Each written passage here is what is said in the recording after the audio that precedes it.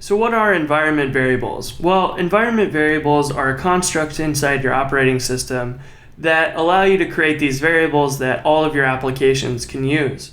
And one of them that you probably have seen around is the $path variable. Now, this variable defines a set of paths that your terminal looks at for executables in your operating system. So if we echo out the path variable, we can see the value that's saved in there. And the first one is my user accounts RBM shims folder, and then user bin, user sbin, and so on. And each of these folders is separated by a colon. So what happens is when you type a command like Ruby into your terminal, when you do this, it will go through the first folder and check to see if there's a Ruby command in there. And then if there's not, it'll go to the next one and look to see if there's Ruby in there, and the next one, and so on. And if it gets through all of them and it doesn't find any Ruby command, then it will just give you an error and say that there is no such file or directory.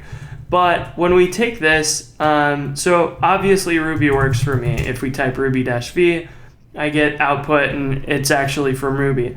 So what we can do to see what is going on is if we list out this first folder, we can see in here that there's a whole bunch of executables. And one of those is Ruby. So this is RBM's version of Ruby that it's provided me.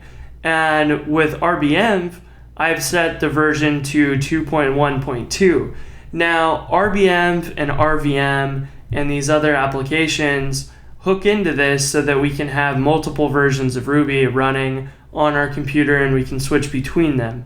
And the path variable here is what RBM uses to insert itself at the very beginning. And when you type Rails or Rake or Ruby or any of these commands, they will first hit RBM's version and run that before it gets into any of the ones installed in the rest of your system. So environment variables are really interesting, and we can take this and use them in our own applications. So in your Rails application, you have a database password and possibly API keys for different things like Twitter or Facebook or your email address or your email server that's running SMTP, for example. So these passwords and API keys you don't necessarily want to store in your code inside your Rails application and inside your Git repository. And you definitely don't want to do that if your Rails application is public. So how do we go about setting these variables that we sort of want to have just on our computer but not inside of our code? Well, that's what environment variables come in really handy for. So if we have a password environment variable and we set it equal to, let's say, just password, and we type IRB, and in this case we don't have a $ because you use the $ when you access it from the terminal. So it gets a little confusing. Sometimes you use a $, sometimes you don't. But when you want to print it out in the terminal, that's usually when you want to use it. In Ruby and these other applications, you don't need it. So if we set password equal to password and then we run IRB, we can see here that if we type env and we pass in the key, the name of the variable that we want to get, env is the hash of all the environment variables that we have available. So if we type that in, we can get password back. If we want to take a look at all of them, we can type in env, and we can see that we have the RBM version, which is really interesting, where RBM's root is, and all of these other variables. So you can see that I set up one before with my email address.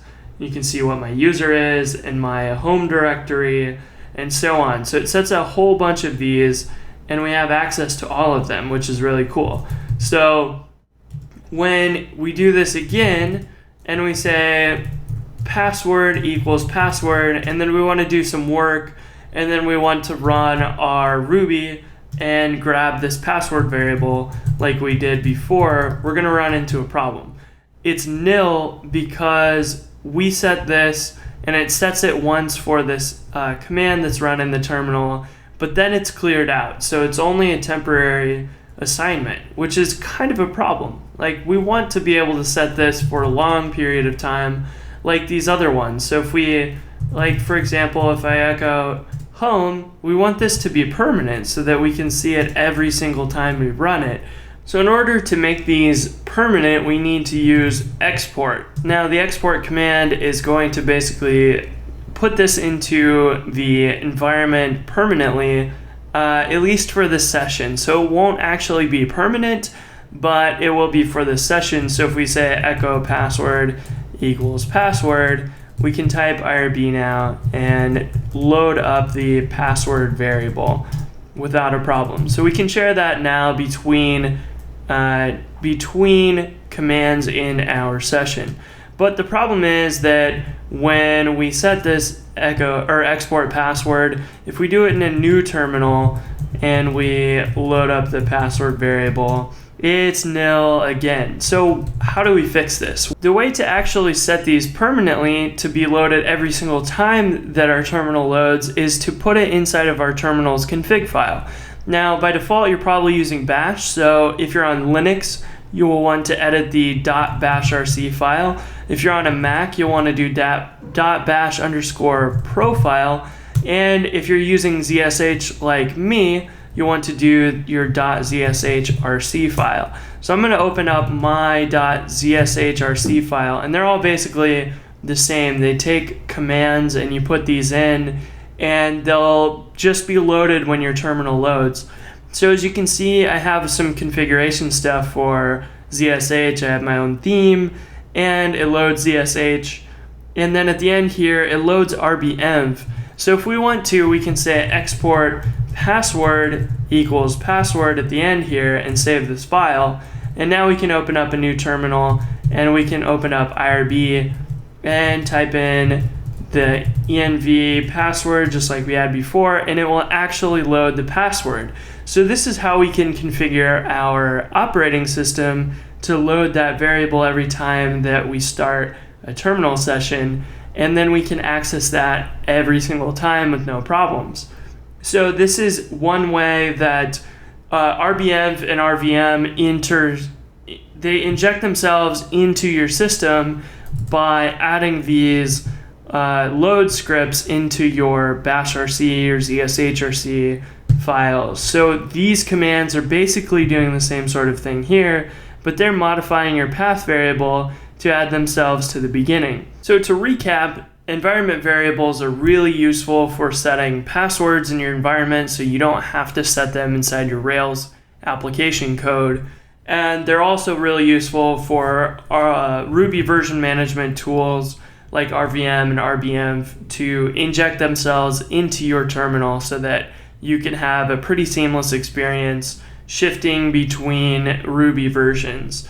So these tools that use environment variables are extremely useful and something that are a little bit outside of the regular Ruby learning tools and content, but they're really important and used in a lot of places. So they're more pure Linux or operating system specific things, but they're really useful for you to be able to understand and take advantage of when you're building software.